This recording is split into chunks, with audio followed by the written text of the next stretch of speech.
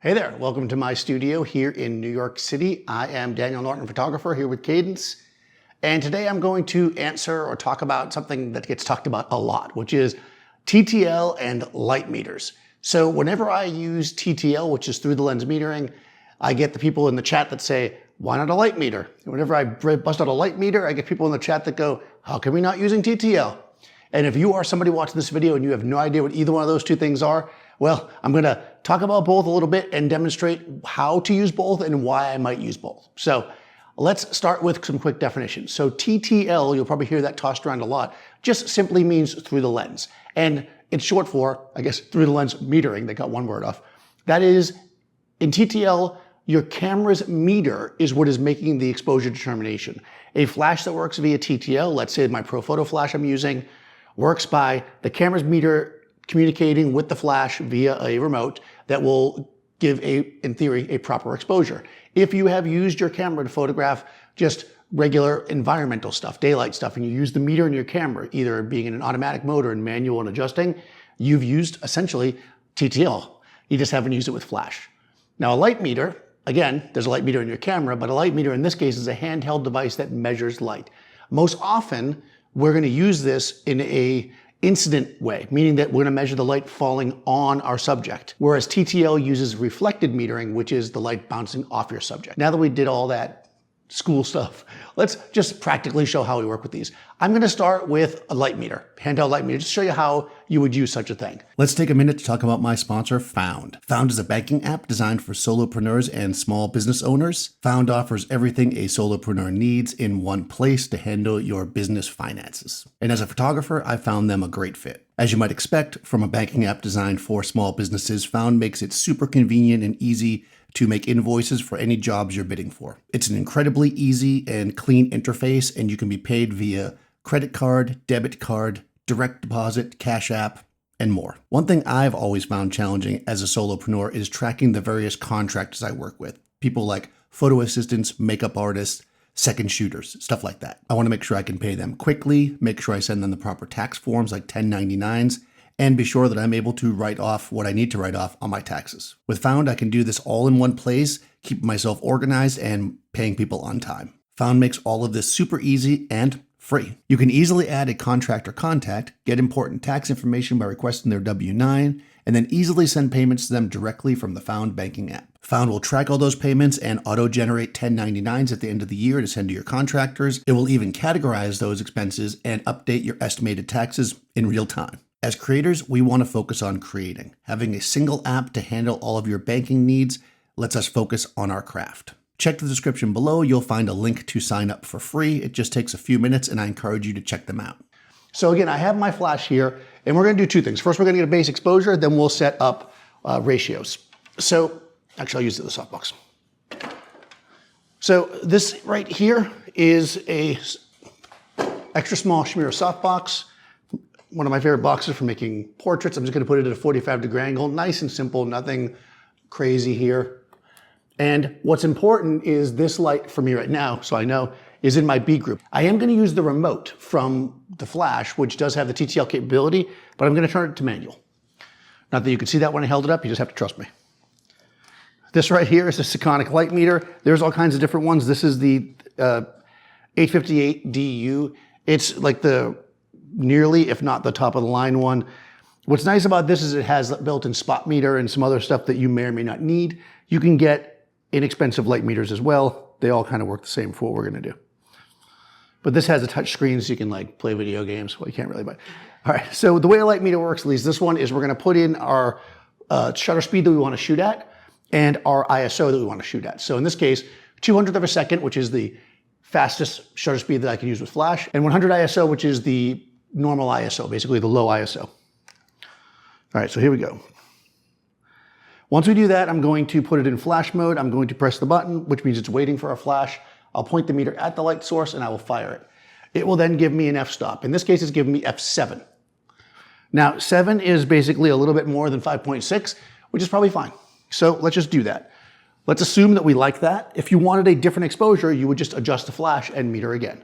But let's say 7 is what we like. Oops, that was a mistake. So I'm going to set my camera at I don't actually have 7, I have 7.1. We'll have to hope that's good enough. If 7 and 7.1 are so different that it makes a difference, we're going to find out in a second. So I'm going to come in. Okay, cool. So we have our shot, 7.1, meter read 7, exposure looks good, right? Easy as that. We've got an exposure.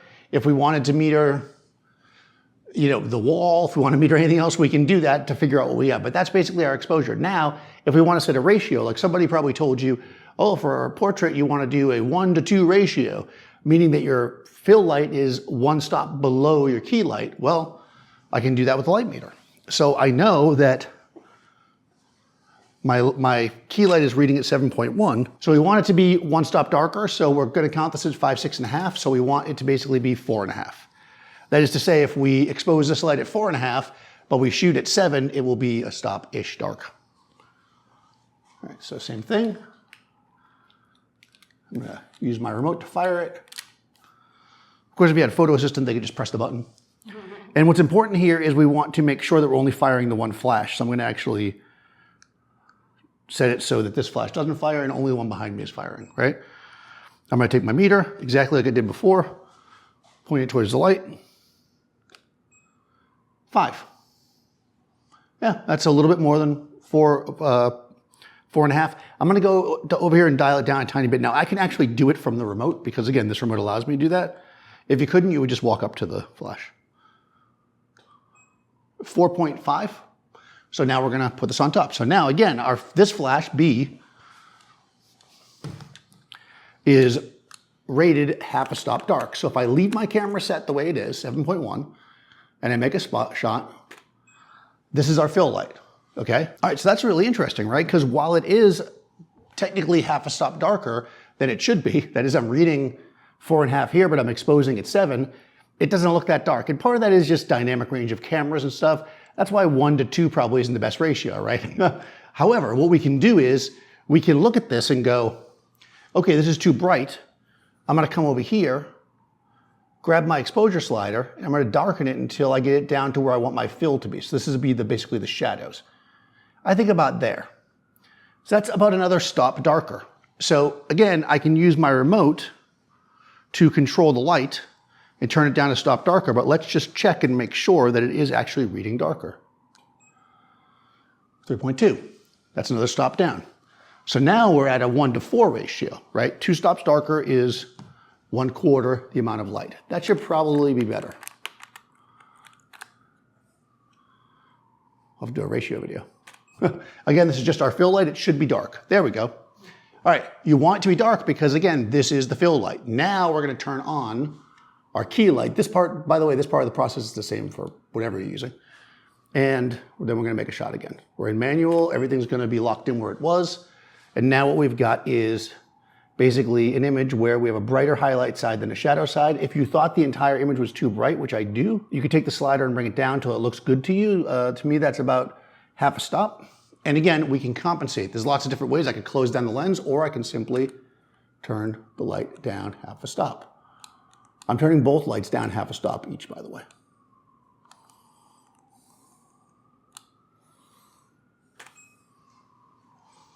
And there we go. Now we have an exposure that I think works for me. We've got a good skin tone.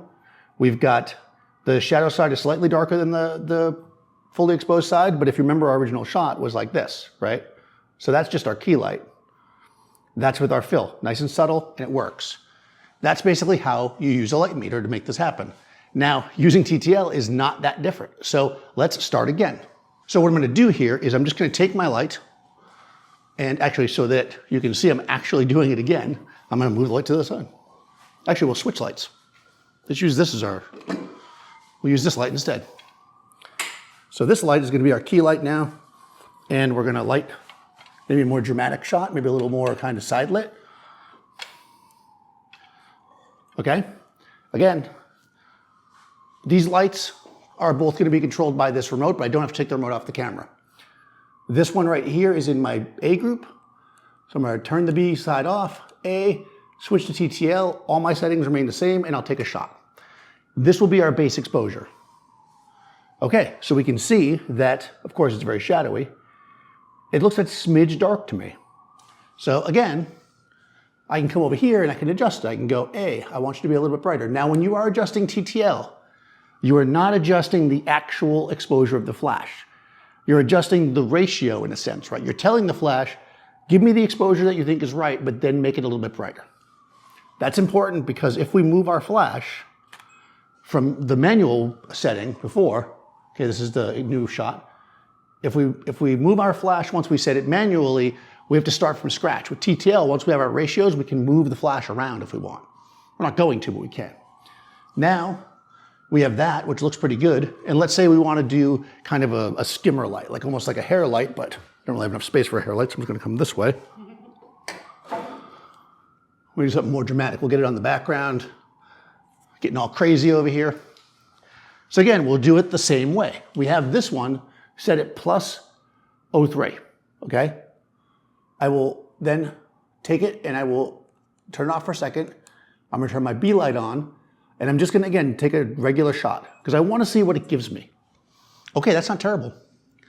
Now, best practice generally here is to start switching things to manual, but because I want to do this fully TTL, we're just going to keep TTL on.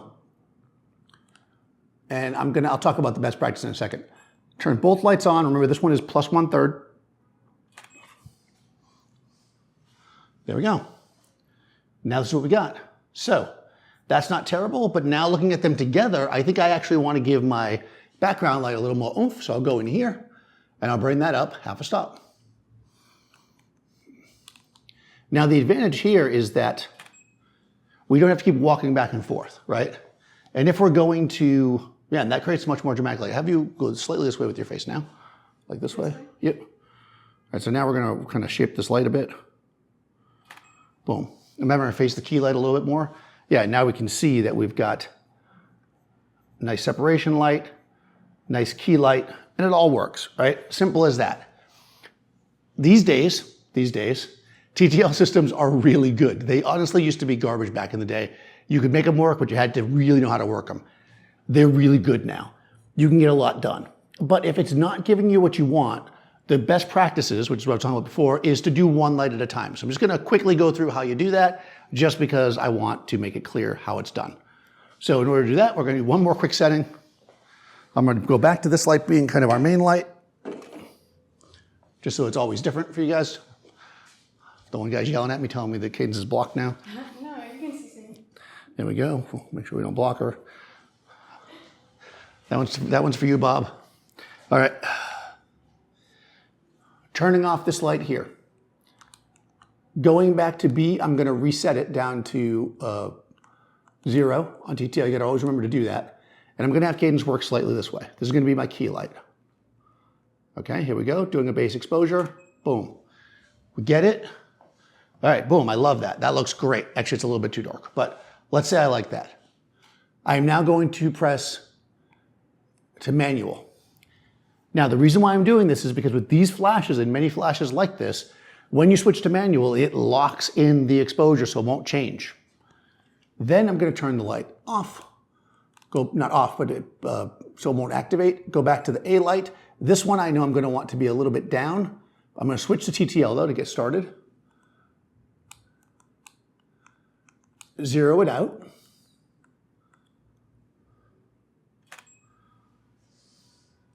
Yeah, and that's probably brighter than I want it because I want a little more subtlety here.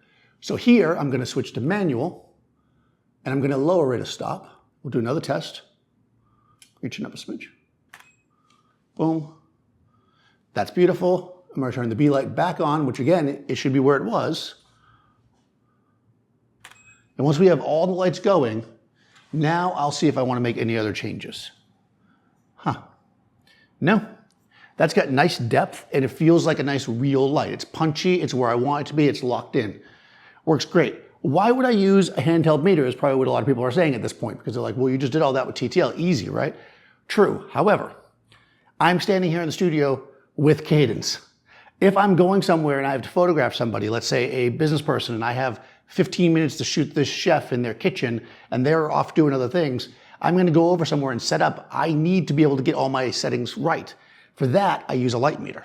I can meter where they're going to stand, and it will be good when they get there. That way I'm not messing around with it. I also often use a meter when there's two things that are very far away from each other. And then I might use a spot meter, which again, that meter that I have has. I can meter the windows behind the person. So there's times to use a light meter, but there's also times when TTL works totally fine. It really just depends on what you're doing.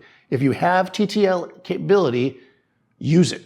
If you need a light meter, you'll know it. Anyways, I'll put links to all this stuff in the description below, as well as a link to Cadence so you can check her out. Be sure to subscribe to the channel and ring the bell. I'll talk to you soon.